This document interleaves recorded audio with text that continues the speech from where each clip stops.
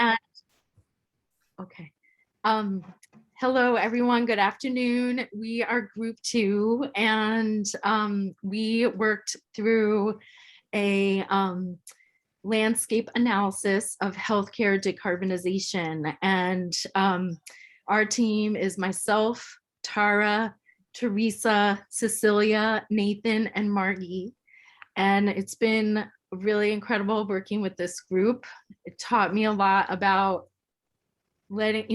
making space for each person contributing and how strong everyone was doing their research and having a voice that really makes a difference in this topic.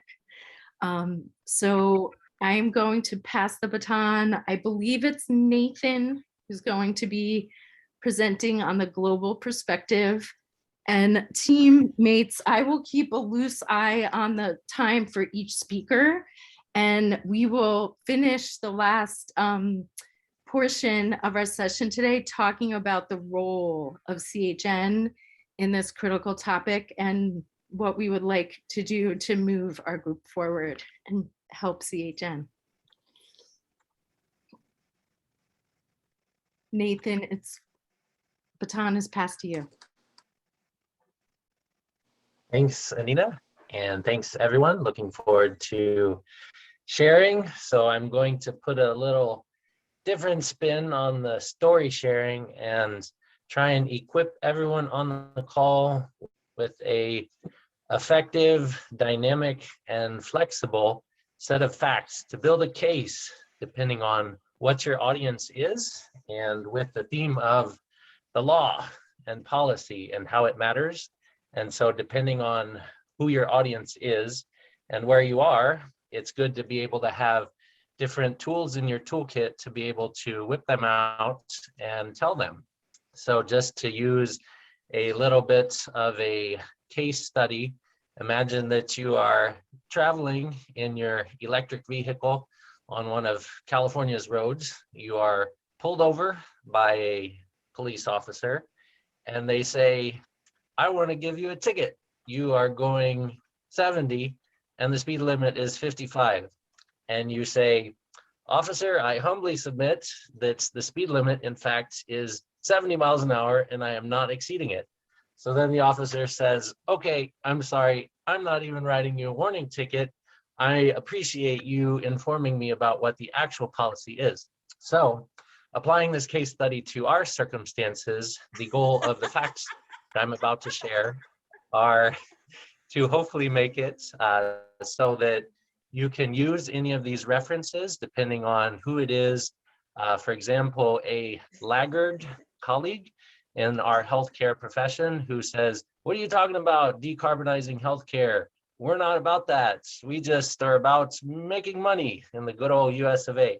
So you can say, well, let's refer to what's happening at the global level. So that's what I'm going to focus on in the first slide. The second slide is more about the US and California, but for the global perspective, the recently completed COP26 UN Climate Change Conference had low carbon sustainable health systems as one of the 5 initiatives under the health program.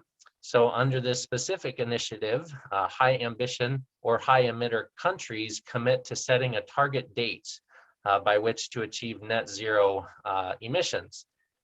So these targets are very important and impactful because in our humble healthcare sector, we are not small when it comes to emissions.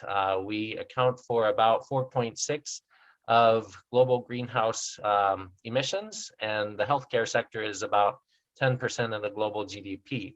So the US is doing okay. We don't pass them, we don't fail them. We just say, you're doing okay and you can do better. So we are among the list of 51 countries that has signed on to this race to zero that the Healthcare Without Harm organization is helping to lead, along with the WHO and the UN Framework Convention on Climate Change. So just a little bit of data, 14 countries are doing much better than us because they've actually set that target date. The US is not one of those countries, but Kenya, Malawi, and Indonesia have set the earliest targets of the 14 countries who have committed to a date, and they say they're going to do it by 2030. So we can encourage our fellow US citizens and health professionals to get this done within the next roughly 8 years so that we're not behind those countries. So in addition to national commitments, we also have institutions that sign on to the Race to Zero. So maybe something to consider in terms of an opportunity for our health systems or organizations to sign on, not just as a country. Next slide, please.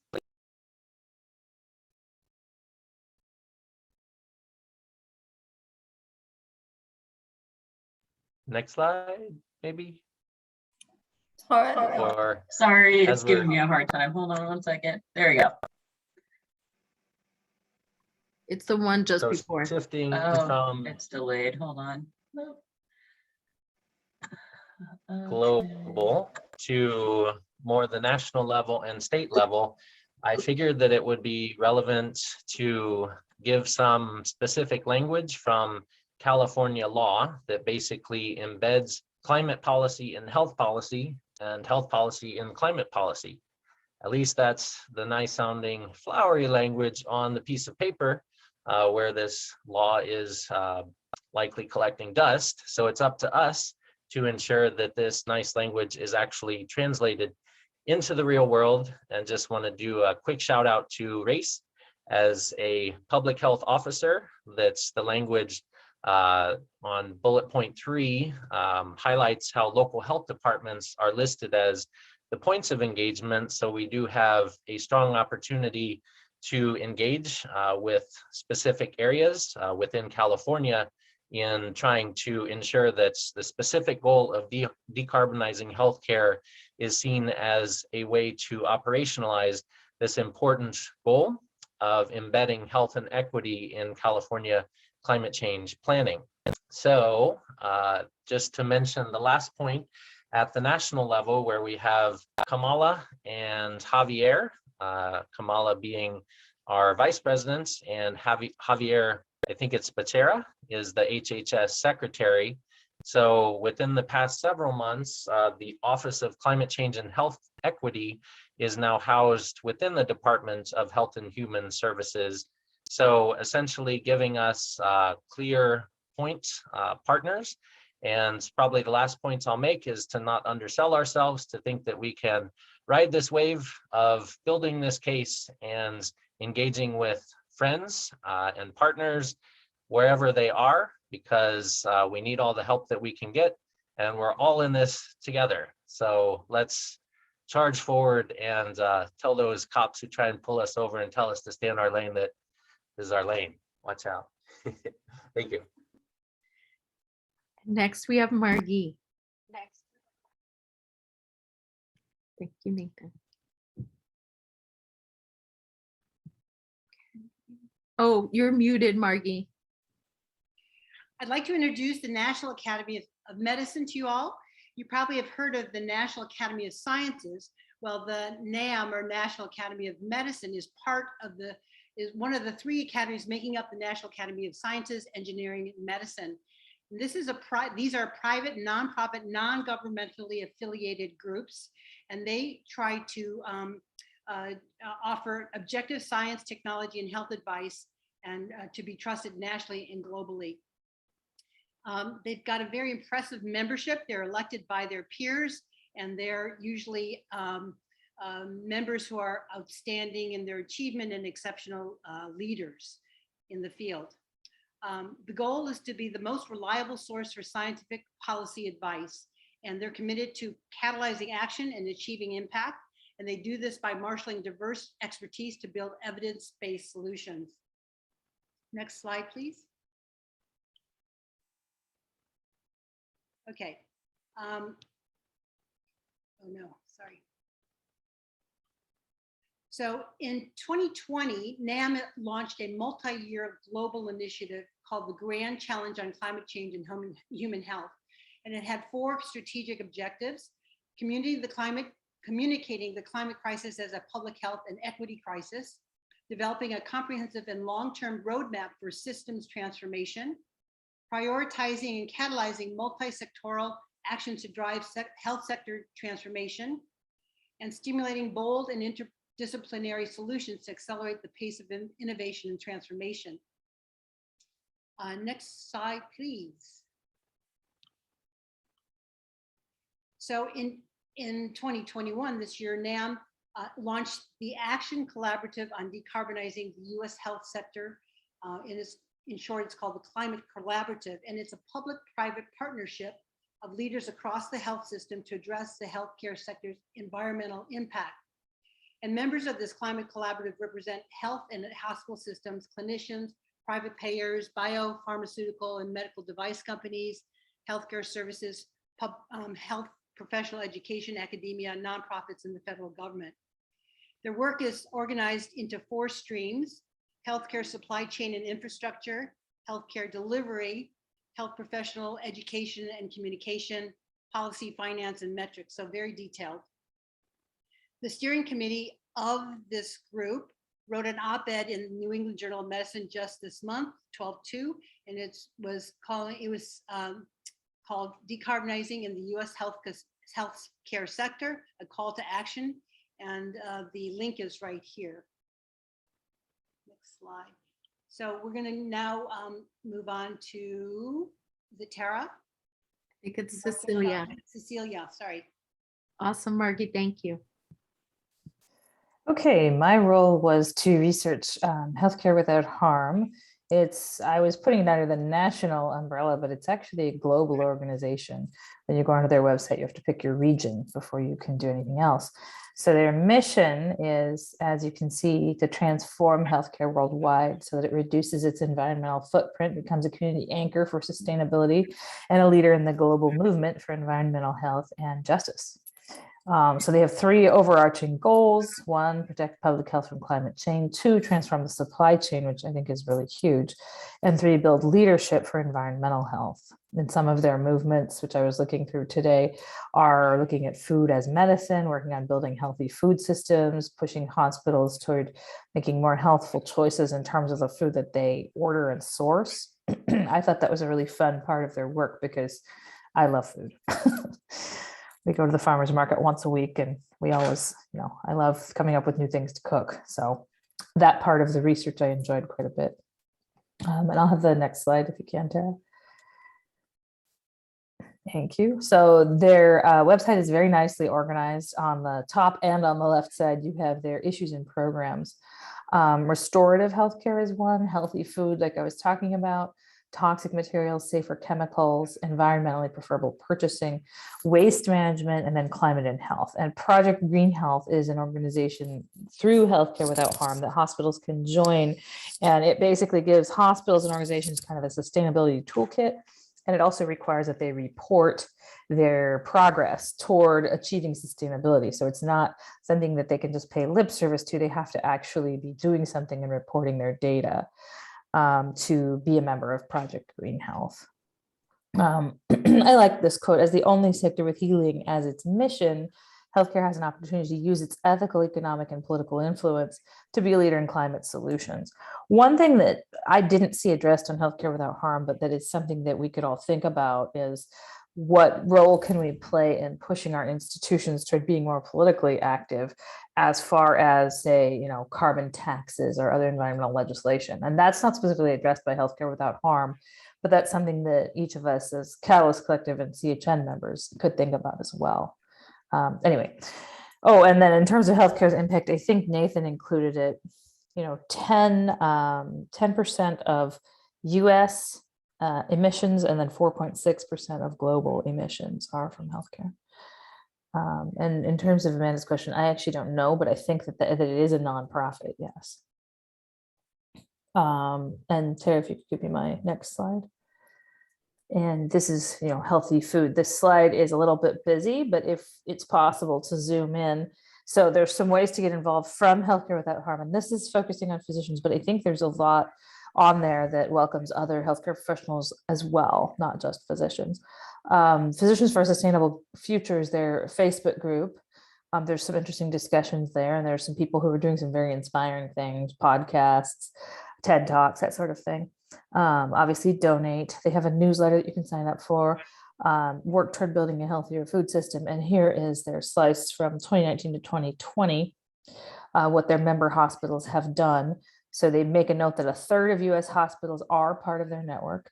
76% have reduced the amount of meat that they serve. 66% have switched to healthier meat, in meat raised without antibiotics. 75%, I'm going to like lean in because I can't read my own slide from this distance. Let me make it bigger. 76% have purchased sustainable foods, averaging 12% of their food budgets. 82% have purchased local foods, averaging 6% of their food budget. 49% have hosted a farmer's market, and 32% have conducted food insecurity screening among their patients. And then 20% of hospitals have created food-based interventions as part of their community benefits program. So that's sort of looking at food and how you cook and what you eat, food as medicine. And the more we learn about the effective diet on human health, the more we can see how important it is to just eat whole foods, minimally processed foods.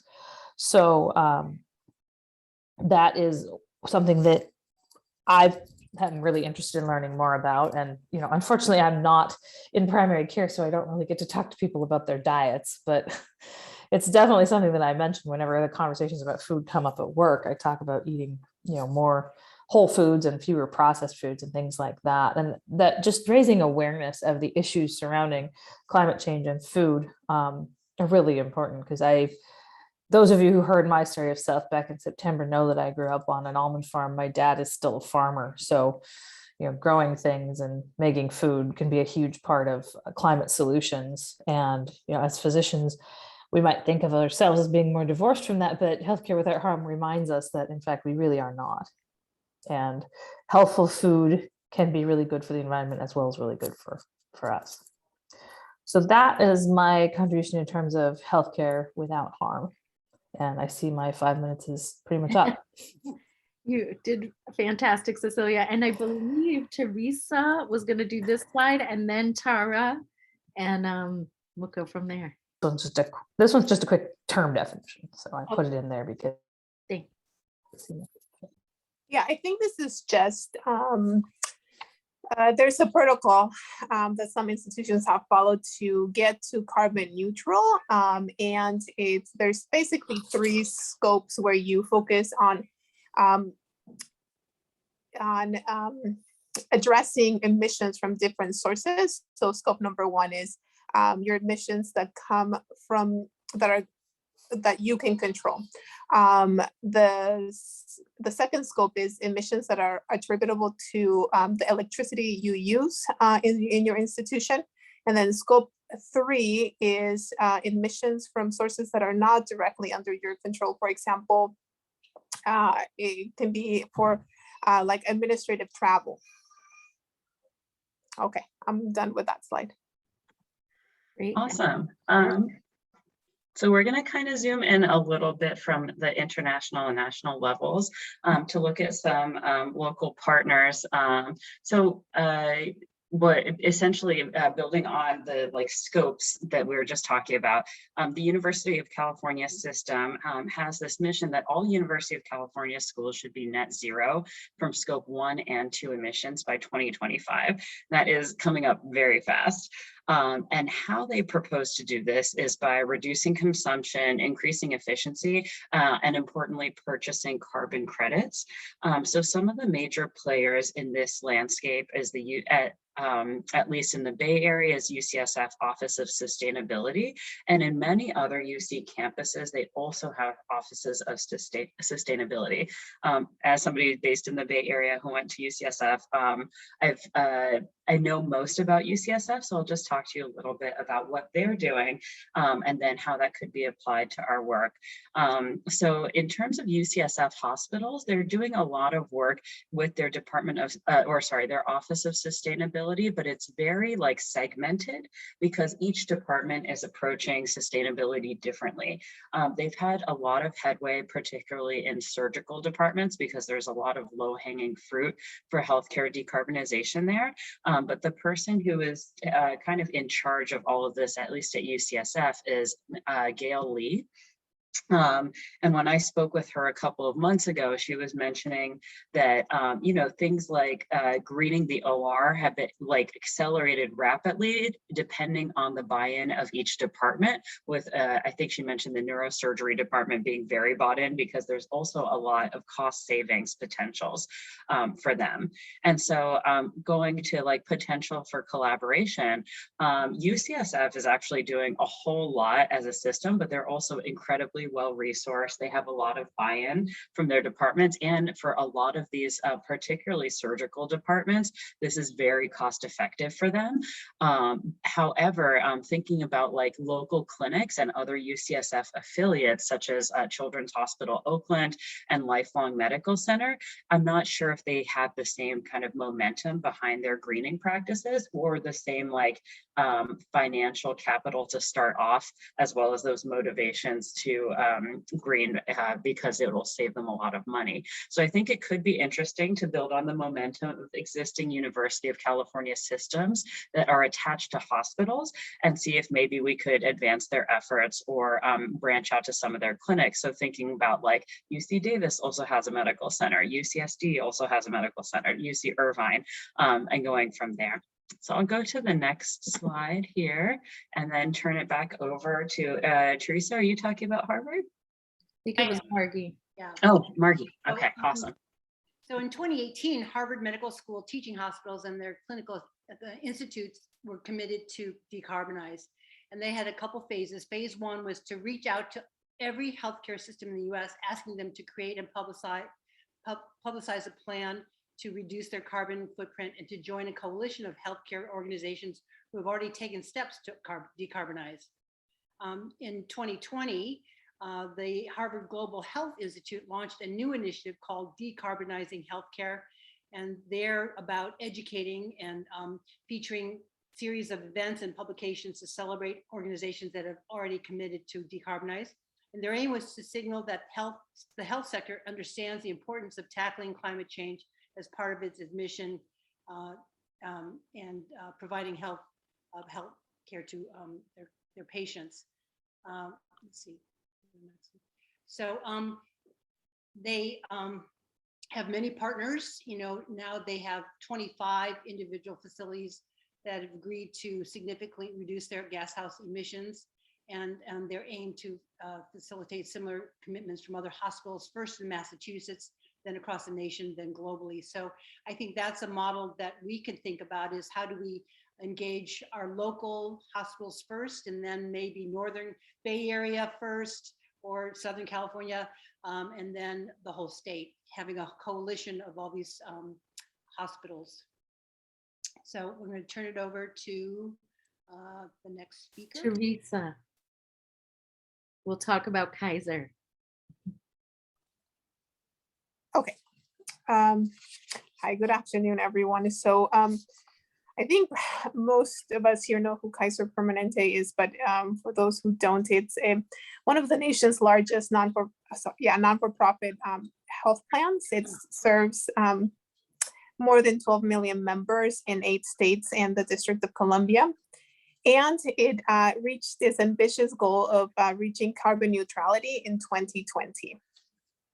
The reason why Kaiser chose to become carbon neutral is because they believe that doctors swear to take an oath to do no harm, and that the health systems that they work in must do the same. And so Kaiser Permanente understands the connection between healthy climate and healthy people. It recognizes that climate change was having a direct impact on the health and well-being of patients, staff, communities, and even its own facilities. And so the way that it reached carbon neutrality was by improving energy efficiency in its buildings, installing on-site solar power, it made long-term purchases of new renewable energy generation, and it also invests in carbon offsets. And just to give you an idea of some of the things that Kaiser has done throughout its life, back in the 1980s, it pioneered using solar power for its facility in Santa Clara. In 2003, it introduced farmers markets to the hospital. In 2010, it made a major solar investment. In 2012, it committed to reducing its emissions by 30%. In 2016 was when it announced its goal of carbon neutrality.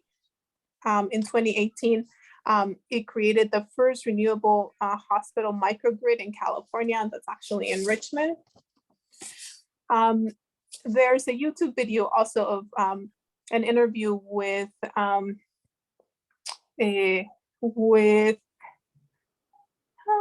Bernard Tyson, where he talks about Kaiser's commitment to addressing climate change, and it sponsored the Global Climate Action Summit. In 2019, it adopted the use of low polluting anesthesia gases. And then in 2020, it reached this goal of carbon neutrality. If you can go to the next slide. It published a guide to building a climate smart healthcare system for others to use, and it's co-authored with Healthcare Without Harm. And so I'm gonna just list some of the steps that they name on that in that guide, and some examples. So it states that we should first start by gathering data. For example, Kaiser has developed a tool that converts its electric and gas utility bill from each building to units of energy. And so then they can target specific facilities that are using more energy than others and focus on those facilities. Second step, it states we should set ambitious public goals that are in line with science. Third, you should reduce your energy and become more energy efficient. So for example, improving building efficiency. We should switch to clean renewable energy. So make the switch to renewable energy on sites and off site. Also green your transportation. So for example, many Kaiser facilities have electric vehicle charging stations. There's also, it also incentivizes people to commute. So there are commuter cards. There's also classes for bike safety. And it also mentions focusing on your data services and basically purchasing electronics, purchase electronic product environmental assessment tool, registered computer service, phones, and TV. And I think this is because data servers in the cloud use a lot of energy. You should reduce your waste. So implement sustainable procurement strategies, switch to reusable surgical devices, and find reusable alternatives to single-use products. They also mentioned serving plant-forward meals and to reduce food waste. So for example, serving delicious plant-forward meals to staff and patients, buying locally, and donating excess food to local food banks. Awesome, Teresa. If you could try to wind down in like about a minute, just so Tara. Yeah, okay. Thanks. Yeah, I just have a couple more. So support community health and resilience. So basically listen and invest in your community based on their needs. And finally, engage your staff. So educate, train, and engage staff at all levels in carbon reduction initiatives.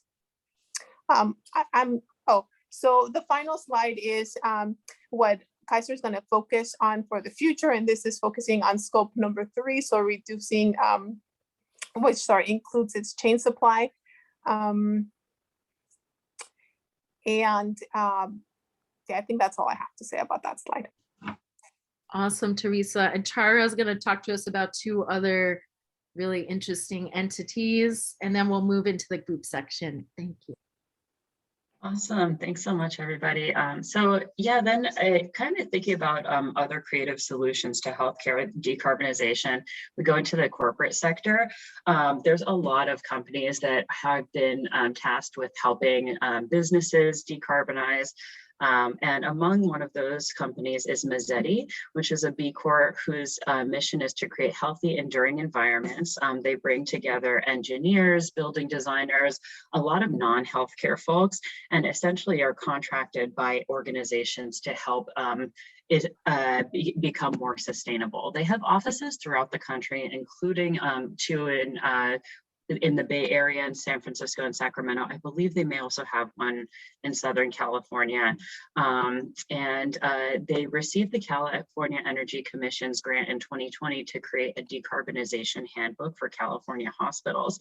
What's interesting is that they're really developing a kind of crowdsourced approach to this. I don't know what their internal work landscape looks like, but externally they're hosting free regular workshops about healthcare decarbonization with engineers, designers, facility personnel, and healthcare professionals. Most recently, on November 17th, they had a workshop that actually featured a lot of folks from Kaiser talking about how their organization successfully has become net zero. They explicitly state in their mission, which they call Decarb Healthcare, that they're looking for participants to join an interdisciplinary conversation on healthcare decarbonization. And it seems like based on their workshop series, those participants can be from any sector, whether it's buildings and electricity to like healthcare CEOs. But I noticed there are not that many providers represented.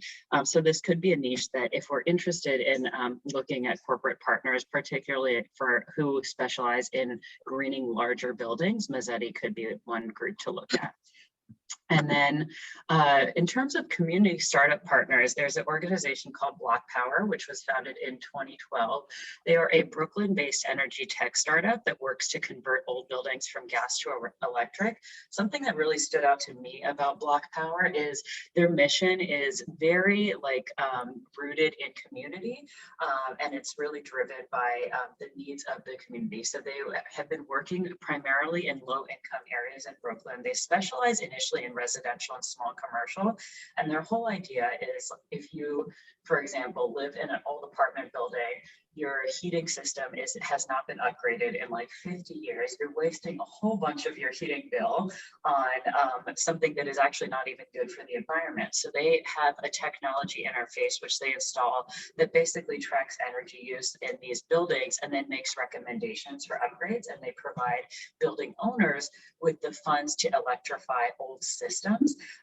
And then the people they bring in to do this are actually members of the local community who they train to electrify buildings and do these energy upgrades in order to provide jobs in these predominantly low-income areas with higher levels of unemployment. So it's really cool concept. They've successfully electrified thousands of buildings at this point and are looking to expand to California. And when I spoke with their California team, some of the folks are based in the Central Valley, some are in Oakland, and they are looking to partner potentially with small clinics for 2 different missions. If there are small clinics in old buildings, this is their specialty, and they're like, hey, if you know, for example, for Roots, community clinic in Oakland, if we know if that they've rent or own their building, we could tell Block Power like, hey, they actually own the building and their system's super out of date, and Block Power could help them upgrade for a very low cost. They're also interested in finding patients and families who may qualify for free building upgrades. So if you're a primary care doc or a pediatrician and you have patients who come in over and over again for asthma exacerbations that live in one of these older apartment complexes or houses, it may be interesting to partner with Black Power to find a way to give these patients referrals for free building upgrades. So if you're interested in either of those, chat with me and I can put you in touch with this team. Fantastic. Thank you, Tara. And as we move into the final section of our presentation, which again, perhaps our whole group, we may want to go off mute and just be prepared to all contribute because I know there are a few more tidbits. I'm going to present these first few slides, and I do just want to make sure to give a major shout out to Tara, who put the bones of this presentation together. It was tremendous. You did such a great jumping off point for the whole team, and then Cecilia as well, who came in and helped format. And that was just so helpful for the team. So thank you both. So really, after hearing all of this incredible, hopefully inspiring information, I think we all feel inspired, as Cecilia, you were saying in the chat, that so much is actually happening, you know, and these amazing organizations that we can plug into, both as individuals, healthcare workers, and as CHN. We were looking sort of globally at what we see CHN's role moving forward as, and these key sort of action steps, which is to grow our membership, right? So for each one of us to, you know, move forward from this experience and bring others, bring colleagues, you know, in to this incredible organization, and to serve as a clearinghouse and resource center, our group, you know, especially specifically for the decarbonization of the healthcare sector. And then, of course, to continue building relationships, partnerships, coalitions, and this incredible movement. And as Nathan, you posted in the chat, and there's a little discussion going on, and Margie had been talking about this, that perhaps this Harvard process and coalition that's going on the East Coast, perhaps there's like a mirroring, you know, we need to create this here in California and on the West Coast. So we'll get to that in a second. Could we just move to the next slide, please? So a big sort of, I don't know if aha is the right way to say it, but a big tool that we felt we could create after all of this research has been done is a CHN toolkit around decarbonization. So our goal, right, and what we're going to share with you in a moment is to create this toolkit, which could literally be handed to or shared with current members, future members, that would go through this process of creating the background of like, why is decarbonization so important? Why now? Like, why is it so important? And then the framework, like all this excellent background that Teresa gave us about Kaiser, and how incredible that Kaiser has gone this far, right? I know I am tremendously inspired by what Kaiser has done already. And that guide that has already been produced by Kaiser, that would be shared as part of the background, and like, here's what Kaiser did, like maybe your system can sort of replicate or take a lot of lessons from this. And so the who, again, this would go to all existing and new CHN members. What would the toolkit be used for? To standardize the knowledge base and the resources available to support each CHN members or committees or whatever it's going to look like in the future, to support their role in the movement towards decarbonization in healthcare, especially in their own organizations. And could we take a look at, I believe there's one more slide. Yeah, so again, the contents of the toolkit would be the background, the framework, and resources. And Tara, are you able to just click on that link and see if it pops up? This is the actual document. And Ashley and Amanda, I've shared, and our whole group, we're all editors on this. So this is like, I guess I would call it version 1.0. It was 0.5, now it's 1.0. There's enough on here. I'm comfortable calling it 1.0, where you've got the links in the beginning to the New England Journal that Margie shared, the recent opinion piece. And then there's this article on the supply chain. Then there's a whole section, the Kaiser document sort of guidebook is there. And then there's resources. We have it organized right now based on like the research that our group presented. And then I believe Nathan and Cecilia perhaps added several policy papers. So clearly this could be reorganized, redeveloped, further developed, but we feel this is a great starting off point and something that could help unite all of us and future members with like a good baseline knowledge. OMG. And Tara, is that it on the slides? Is that it? You are rocking it. This is like, wow. I'm like, tears of joy are coming over here. Wow, I think, so let me just say one last slide and then I'm gonna stop talking, but just so the asks to summarize finally, right? Because we learned how important asks are.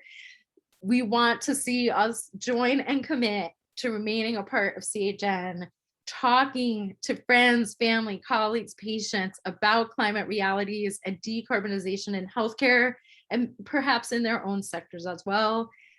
Create or join existing boards or committees or groups in your healthcare institution that are focused on decarbonizing in your healthcare system. And then awesome, Cecilia, download the Climate Action Now app and take as many actions as you can. This makes political advocacy simple. And it's 2:43. I know Margie, Nathan, possibly Cecilia, I think may have wanted to add a couple last thoughts. And then we should leave it open for questions. There's a very large paper that Healthcare Without Harm wrote. It's in the resources. It's healthcare's climate footprint. And in conjunction with ARUP, which I don't even know what that is, but they wanted to define healthcare's climate footprint and outline a set of actions that the sector can take to align itself with the ambition of the Paris Agreement and achieve the global health goals. So there's like a 48-page paper that's in the resources about the how-tos and the issues. So that's also a major paper. And NAMS is going to probably produce a book like monograph, because that's what they do when they do their research. And that will be coming out, I don't know on how many years, but that's also coming up in terms of a guidelines. All right. And that we are done. Team 2. if you want to come up in a round of applause. Wow. Amanda's I have it. Amanda's wondering if it'd be okay to share a view-only link to your gorgeous toolkit. Yes, I will put everyone on there. Okay. Just wanted to do the first version, but of course. Thank you for teaching us. Just with internally. Is there one or two questions for our awesome team teaching us?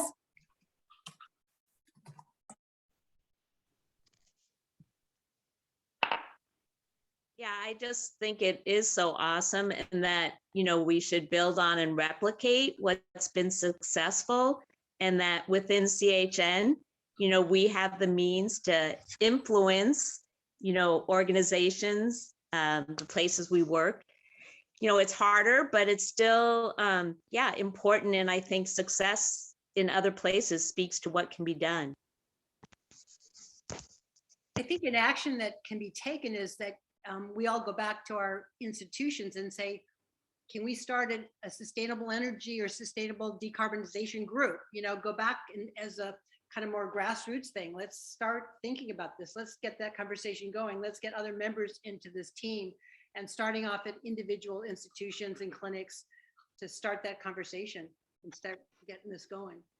And actually, to build on that, health, I believe Practice Green Health, which is connected to Healthcare Without Harm, has a toolkit for starting your own green team at your organization. So if you just Google, I think it's for free, it's a PDF. So if you Google like starting your green team, I can try to put the link in the chat as well.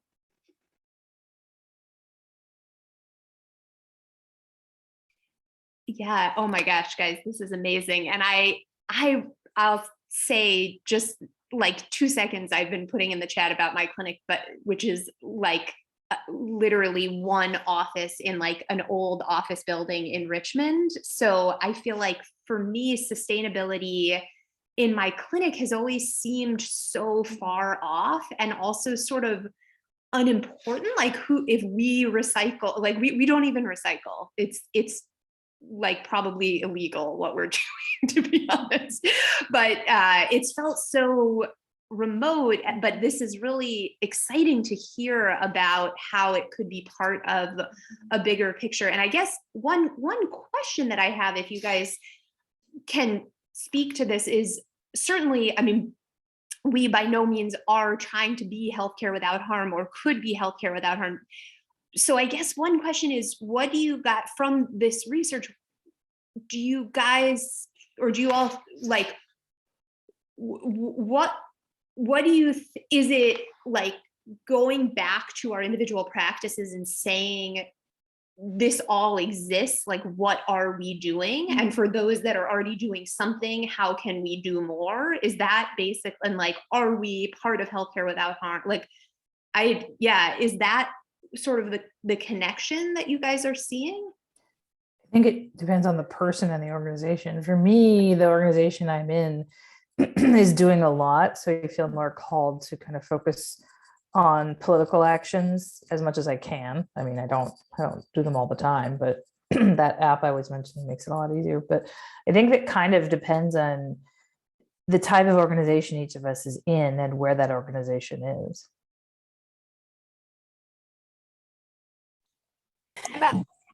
I was gonna say, this is Teresa. I think, you know, like I was pretty impressed myself with everything that Kaiser did. I worked there, and I still see areas of where we can improve, right? Like within the clinic and our protocols and the devices that we use and in the operating room. So I think there's always a place to grow no matter where you're at. And the other thing I was going to say, like focusing on things that are achievable. So one of the things that I do with my patients that I can do on an everyday basis is, for example, talk about food as medicine, right? And in that way, I feel like maybe this is like my scope 3. These are emissions that I don't directly control, but maybe if I can help my patients understand why eating a plant-based diet is healthier for them and for the planet, then I am maybe reducing emissions in that sense.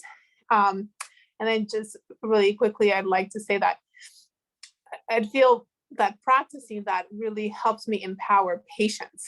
And so it's not really directly like taking, reducing your healthcare's carbon footprint in the sense like that you would if you install solar panels, but maybe it is. I don't know if that's helpful.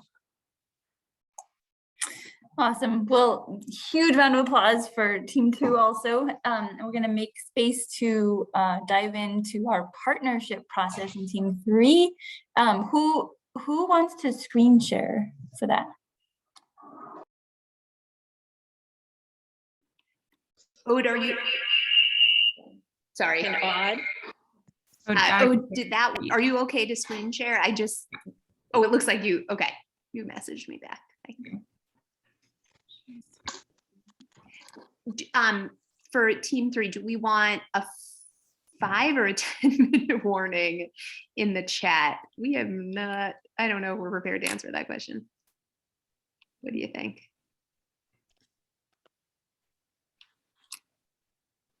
We'll do 5. Yeah, okay. Do 5. We'll do 5-minute warning. Okay. Sorry, just getting set up.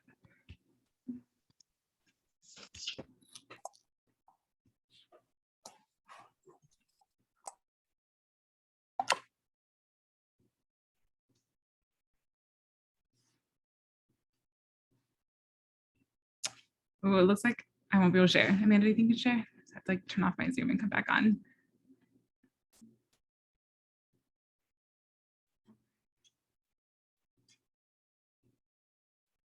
Well, while you're pulling that up.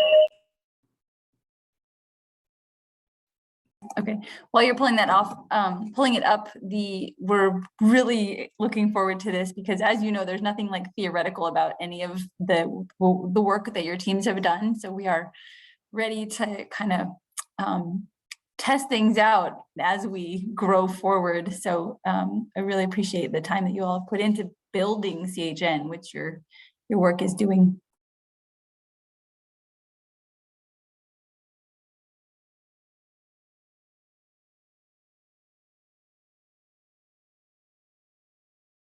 Sorry for the delay.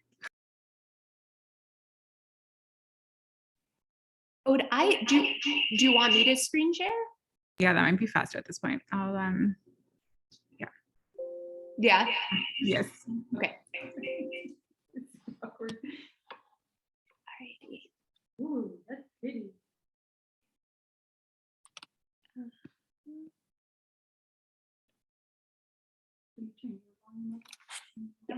Okay, can you guys see that? Okay, yeah. Yeah, okay. Oh, sorry.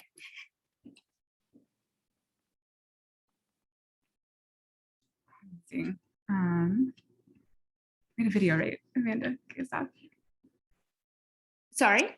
Do we have the video? I really spent the last 2 weeks trying to develop a framework for strengthening our movement for climate justice in developing partnerships with community organizations that are at the front lines of this movement. Next slide. And so our shared purpose kind of guiding this process development was to establish a framework that the Climate Health Now community will use to determine those grassroots environmental justice groups whose structure and purpose align with CHN's and indicate a process for forming partnerships on campaigns that further health equity and environmental justice in California. And we really imagine partnership building to be a very dynamic and evolving process that kind of evolves along various stages. And for the next little bit of our presentation, we'll kind of walk you through what we envision those stages to be and some sort of like leading questions and sort of things to sort of kind of guide us along this process of building really strong, aligned, and dynamic partnerships. So I'll pass it off to Megan now. Yeah, thanks, Ode. Just piggybacking off of that, we seek to build relationships in which we do not dominate decision-making or hold all the power, and in which we're able to contribute and influence decisions. And so CHN is a great and powerful organization, but we're also taking on this lofty goal of climate change. And so the hope with this presentation and with our team is that with the right partnerships, we can maximize our impact. And furthermore, this has been a topic that we've been discussing, is that there's already a lot of established, amazing organizations that are taking on climate change along with us, which I'm sure we can all name. And we're actually going to go into an example at the end where our goals align. And so they could potentially use our support. Stopped being able to hear you. Oh, can you hear me now? Was it just us? Oh, okay. And sometimes with the AirPods, I feel like they cut in and out. Okay. So I guess kind of the point that I was trying to make is that, even though that project is not our primary goal at the moment, we can give our support and our voices as physicians to support their goals. So to start off with, we kind of put together some points about how to start making partnerships for climate justice. And the first step that we talked about was starting from our roots and our base, which was referencing CHN's theory of change and mission statement, which I'm going to present on the next slide as a reminder.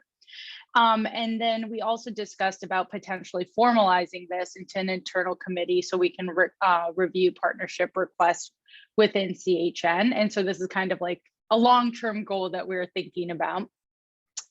And then what we thought is after we have a request for a partnership is to examine the culture and the mission of the organization looking to partner with us. And so seeing if there's an alignment in the culture, the mission, and the priorities, what issues or current projects could be addressed together, and is there a clearly defined vision or rationale for the partnership? And so after going through this process, at the end, we can assess whether the collaboration is a good fit and to determine also how committed that we want to be for that.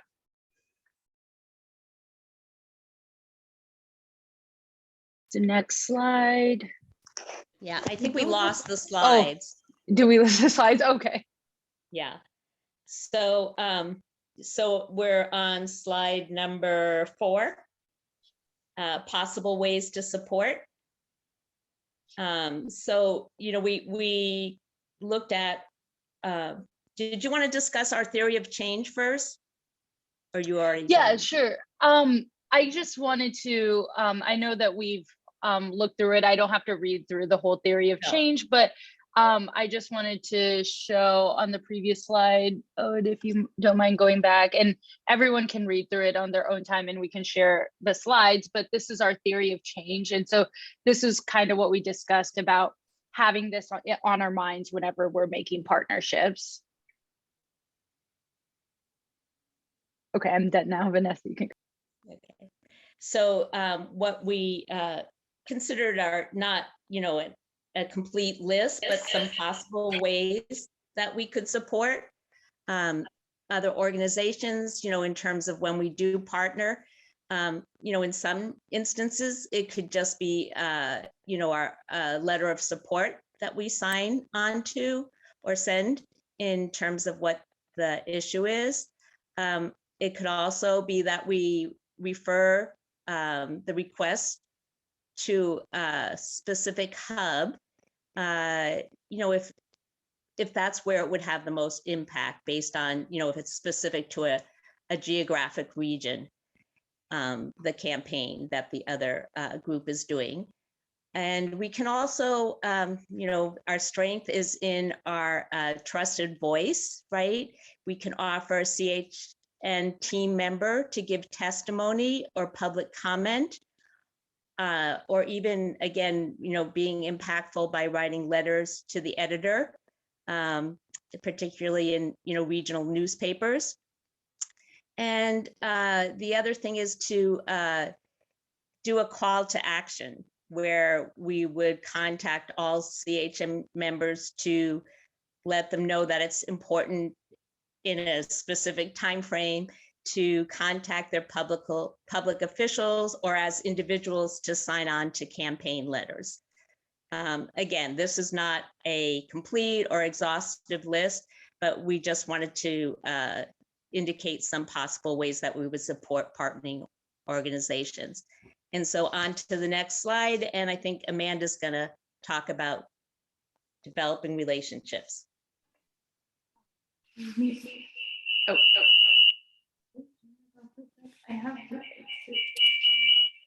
Amanda, you're having the echo problem. Hear me? Yeah. Okay, I'm so sorry. This is so silly with Zoom, but okay. And that was totally my fault that we lost the slides. I lost Wi-Fi. Okay, perfect. Okay, so I am going to talk for this slide and the next slide about aspects of developing the relationship. And then we're going to actually talk through an example as well at the end that will hopefully provide some sort of more real life illustration of all of this. But as you guys all know, when, you know, from coming through the Catalyst, what are the aspects of developing a relationship? Clearly having a one-on-one is really important, multiple one-on-ones, and figuring out who the people are behind the organization and what is important to them, attending an organizational meeting, which, you know, or a coalition meeting. Power balancing is something that we wanted to highlight, especially calling out the idea that as health professionals, we are often, if not always, coming from a position of some power and privilege just inherent to that, and really wanting to be mindful of that, especially if we are entering into a space, you know, where we're, you know, working with a community group who is, looking to connect with a group of doctors and nurses and doesn't otherwise have access to that, what exactly are the power imbalances and how can we be really mindful of them? We had started, maybe I forget who said it in one of the earlier slides, talking about the idea that being in relationship is wanting to ensure that we don't hold all the power, or conversely that another group doesn't hold all the power, but being really mindful of our own power and privilege. And then follow up obviously is supremely important as well. Can you advance one? Okay.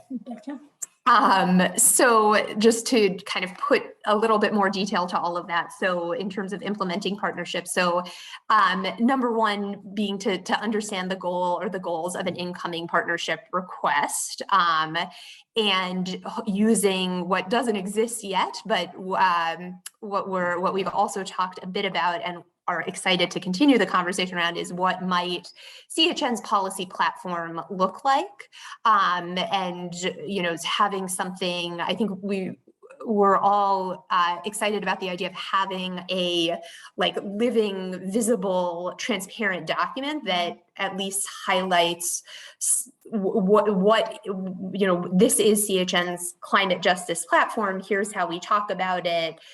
Here, if you want to review it, just so we have something concrete that we can share internally and share out with partners.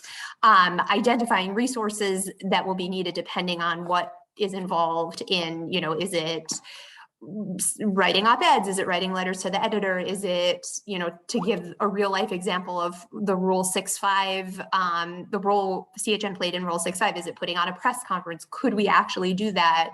How might we go about it? And then one aspect of all of this that, again, is just very preliminary, but the idea that, and now I'm blanking on the name. Adrian, what is the name that we gave to that we thought we could give the group?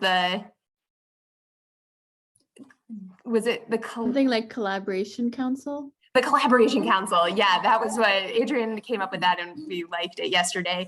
That, thinking through how this will look and what the structure will be, if there is, CHN does not have a steering committee as of right now, but we are in need of one and need to work toward that. But if we had a collaboration council that looked at incoming partnership requests and then made some sort of a recommendation to the steering committee regarding the partnership and how to proceed, is something else that feels like the right idea to us, at least. All righty, I think that's it for me. So kind of what we did in our during the collective, we want to also, once we establish these partnerships, establish roles, norms, and expectations with our partners.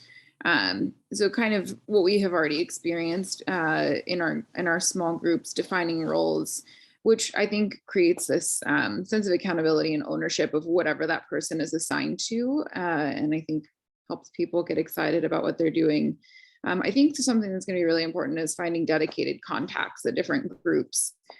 Just so we have that kind of goes hand in hand with establishing roles, because if we have a dedicated contact person, that creates that accountability to maintain the conversation, and ensuring that we have a contact here at CHN, be that on the steering committee, or once a partnership is established, if it's within whatever project, is a dedicated communications person. And then I think part of also in this application process for external organizations, talking to them about the transparent, how we're making our decisions and what we're basing our decisions off of, just to make sure that we have this really open, honest discussion with people. And then once we do establish those relationships, having specific goals set out and aligned in a specific timeline for everyone to stay dedicated to. And this allows both for things to actually get done, but also for people to see results and to feel like their goals are being achieved. And I think that having shared goals and shared successes further forms the relationship and solidifies the relationship. I think that's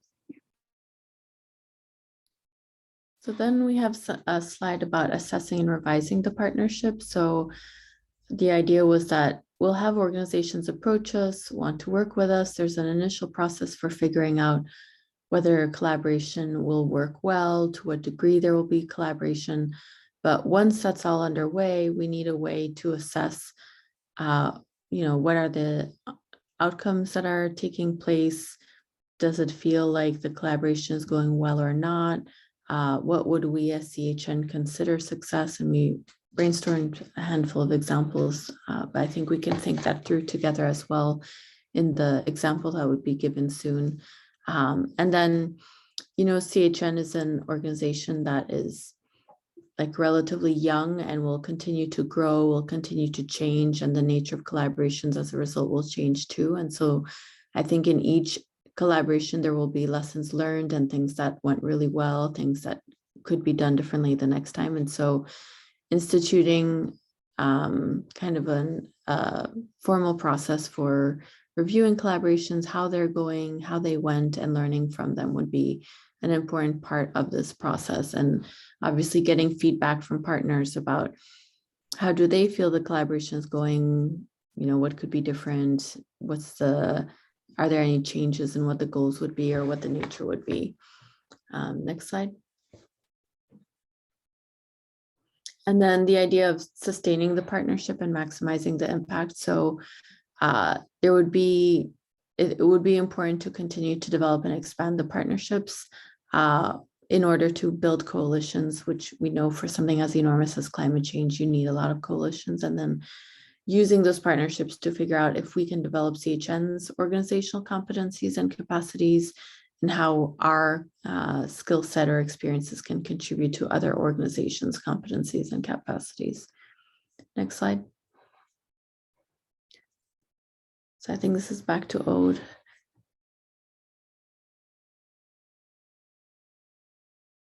It's actually Cynthia. Are you on, Cynthia?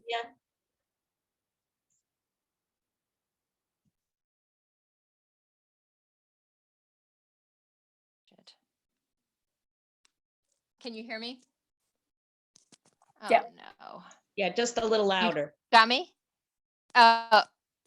Okay, good. So the example interaction, let me just preface by saying that I'm really excited about this project, working together with the community, faith-based organizations, and other environmental justice organizations that I think that will just amplify the voices, not just the healthcare voices, but the community and all the others. So I'm really very excited about it. So there's several examples. And one is, I actually think Amanda may be best to talk about that. Are you going to deal with that, Amanda? Yeah. Yeah, you want me to talk Okay. Yeah, absolutely.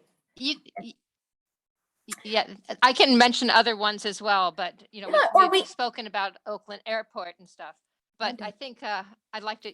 Yeah, it'd be great if you talk about it now. Yeah. Okay. So let's go forward one slide. Okay. So I guess actually I'll frame this a little bit differently. So one interesting thing about CHN, among many, is that my husband is a business person, and so he always talks about product market fit, which means nothing to me, but he's always like, you guys have really good product market fit, in that we get a lot of inbound requests like, do you want to do this? Will you do this with us? You want to be part of this? And it's a huge part of what we need to do is figure out who are we going to partner with. And so we talked through a bunch of, as our team was working, really interestingly, in real time, I think 4 requests that we could have sort of modeled out came in just in that span of 2 weeks. And so the one that we thought we would share to kind of talk through as a group was an email that we got, ironically, this meeting is happening right now or in a few minutes, an email that we got from OGAN, which is the Oil and Gas Action Network, who's actually CHN's fiscal 501c3 fiscal sponsor. And basically the premise is that every year, JP Morgan Chase hosts a healthcare conference, which we looked on their website. It wasn't entirely obvious why JP Morgan Chase does this, but they do. And it seems to have something to do with finance. And as you guys, I'm sure all know, JP Morgan Chase is a very large funder of climate destruction. They invest in lots of oil and gas infrastructure projects, et cetera. And so the idea that OGAN has is that this year, this conference is going to be in San Francisco. And so they want to know, would we be interested in planning with them some sort of action or something else around, around this healthcare conference? So Cynthia, is there anything you would add to that, or does that sound okay? No, I think that's perfect. It sounds okay. Very good. Just to give a sense of it. Just to give a sense of it. Okay. So essentially, this is what we wanted to pose to the group to get a conversation going, is like, what, you know, based, and that was literally the email we got. Like, we didn't get any more information than that. But what thoughts do you have? What questions should we ask? Like, how should we approach this? And I think we'll open it up.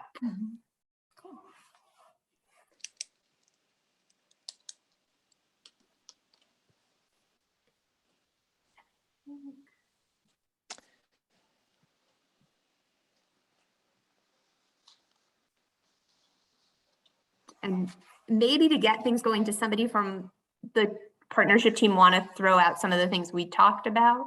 Yeah, I would say that, you know, we really don't have any information to even determine what they're asking, in a sense. I guess the follow-up would be to actually try to attend this coalition or organizational meeting, or in lieu of that, determine who the contact person is to see what they're proposing, and then get a better sense of, you know, why do it, what they want us to do, why do it, and is it aligned with what is the purpose and you know, CHN, you know, is there alignment there?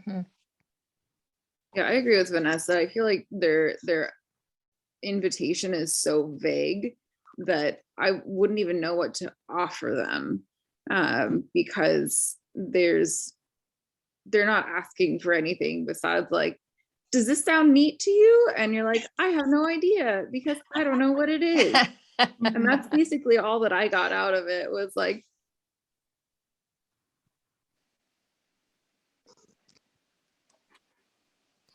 I think another question in my mind is like, what is the goal? What would be, sort of working backwards, like what would be an outcome that would be, you know, considered successful? Like, what are we trying to, what changes are they trying to bring about from this? Yeah, and what's the impact too? Right. Like, how high yield or low yield would this be?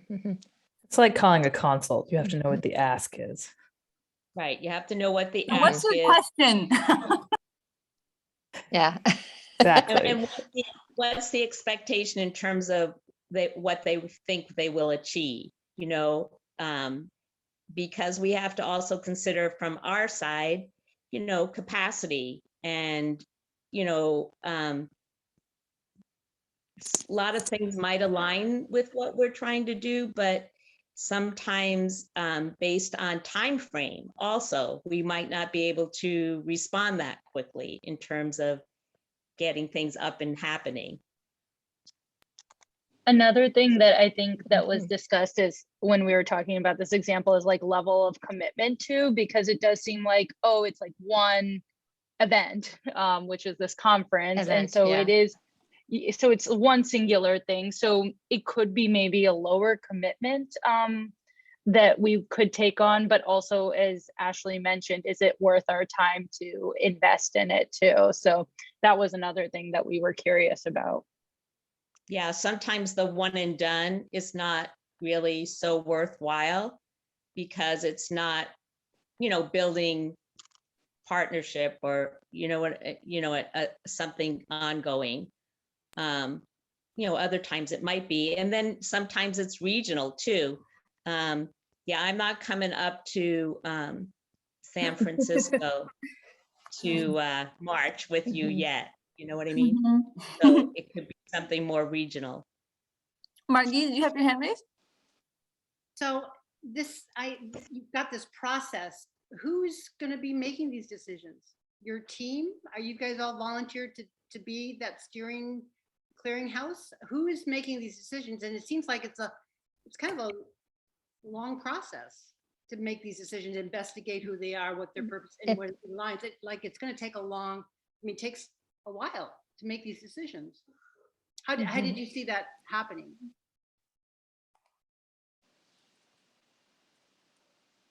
I guess intermittently when things come up, I mean, as it is with CHN sometimes, that would be an opportunity to engage. If I actually have been looking at the EJ organizations in Richmond, and there are several actually.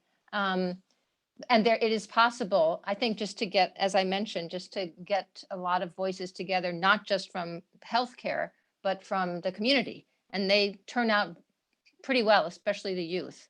And so interacting with them together, I think there's a lot of power to that. So I think, but because of the nature of what we're doing, it tends to be specific actions that we are interested in. And so we would, I guess, depending on the situation, local EJ organizations may come to us asking to work together, or vice versa, that we specifically, depending on what's going on, think it would be very important to have community voices. So it's not going to just be a template that's the same all the time, which makes it challenging. Yeah. Can I respond to that too? Yeah, and then we'll go to Nightingale because she has her hand up. Okay, well, I think that her question was specific about like how the process would work. And we didn't formalize a process, but we did discuss some things that it would need to kind of encompass. And we talked about our, having a committee that kind of vetted the requests as they came in. And, involved in that might even be sending a questionnaire to get a better understanding of where the organization was coming from and what they were thinking would be the outcome from the specific action. So we could kind of, vet it and weigh it. And that would be a subcommittee that would do that. And then bring it to the steering committee to say, yes, this is worth doing, or, this would be a reasonable action or not. Does that help answer your question, Margie? It just seems a little onerous. Like you may get, you may hear of a meeting or some kind of public meeting that can people show up? Like it's in 2 days. Can you clear this whole thing in 2 days? Or, how is that going to happen where you want to, they want a response quickly? Like, can you show up? We're going to have this special meeting. Can you guys come? Let's go to Nightingale first and then maybe we can respond to that. Yeah, thanks. So I'm also thinking about the values. Like when an invite like that comes, then we would think about, do our values align with the people who are inviting us? So it's really like a primary question where you even get to the point before you probably even think about meeting. If the values don't align, do we even have to spend that time, or can we use our time differently? Because I feel like sometimes we will also have some invites just to distract from our main goal, just because that's how things go. So having that in mind as well. For sure. And it strikes me that, when I was preparing like for the community meeting last week and thinking about like what really mattered that we did, it wasn't the single event actions. It wasn't those one-offs. It was the things where we really worked together, like from the beginning of a campaign to the end. Like that was what mattered and was more impactful. And I think actually like this, I love the ideal, Gail, that you put in the chat of like a form that we could, receive these incoming requests. And maybe part of it is like, is this just a one-off action, which most of the time will be really low yield, or is this like building a campaign in partnership, which most likely would be higher yield? And it would help CHN to get out of this reactive mode and more into like a proactive, deliberate, strategic mode. Yeah. Did anybody else have their hand up? Nope. Oh yeah, wait, maybe, yeah. Nathan, you had your hand up? No. Yes. Oh, yeah.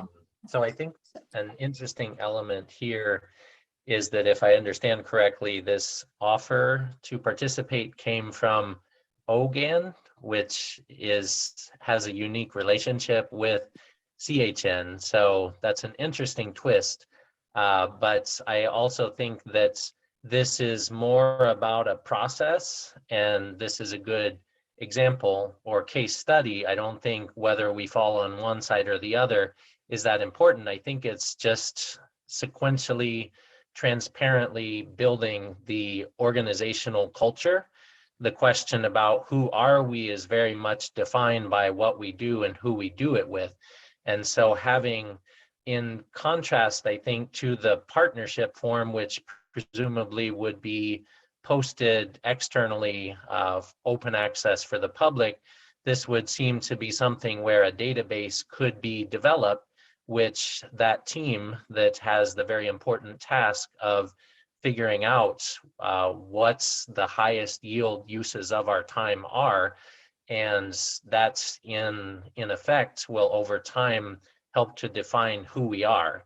And just to make a specific couple of points, Extinction Rebellion, I think, is fairly well known for being basically like, we're ready to get arrested, and climate action is so urgent that we need to sort of build a team of people who are ready to do these direct actions, which have direct threats for even getting arrested. And in the Central Coast region, Nightingale and I know a guy who really became so passionate about climate change and climate action or inaction that he actually ran into traffic and was like talking to people or, shouting, maybe had a sign or whatnot, and then he ended up getting arrested. But these are just some examples that I think help to showcase that, it's up to us or that team to really do a deep dive into these important questions, because it does help us to know, like in a case like this,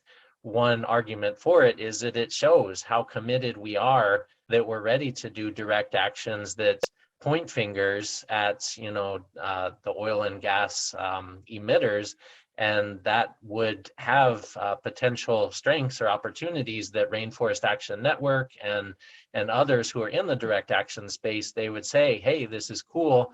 Doctors who are not just talking and, abusing or using their power, but they're actually in the streets with us. And I'm not saying that that's what makes the most sense, but it's just part of the process. And I think having an established process internally is very important, because ultimately this will play a huge part in defining who we are.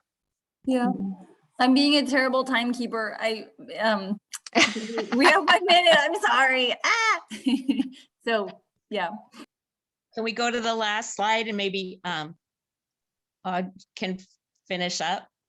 Yeah, thank you all so much for just this really, really rich discussion and sort of helping us think through this process. I think, yeah, as I said, I mean, this is a process that will entail all of us. I think each one of us, especially having participated through the Catalyst program, are just such essential nodes in this network that we're all trying to build and already hold existing relationships with a lot of different groups. And so our next sort of steps kind of moving forward is to create this collaboration council that will sort of really help to steer the direction of CHN in sort of figuring out where we want to sort of leverage our energy and expertise and just time and limited resources towards developing partnerships. And yeah, I think as sort of Nathan said, I think creating a database or repository of both external partnerships and sort of needs in different orgs that are at is incredibly valuable. And I think potentially interesting as well as creating an internal repository just to better sort of map like where CHN members' availability, capacity hours, and existing relationships, and especially as CHN membership expands, this might be like a really valuable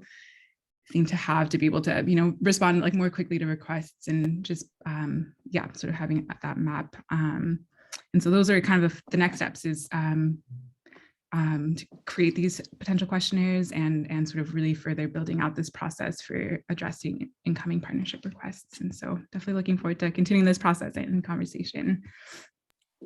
Yay, awesome job, Team 3. Thank you. Thank you. Yay. Wow, I'm so grateful for the work that went into thinking about this, and I mean, we really are creating this together, and the next steps feels really real. Like are you all free in January? Because we are in it to win it together. So huge round of applause for team 1, 2, and 3. And we could have maybe one question for team 3 if there's a burning one.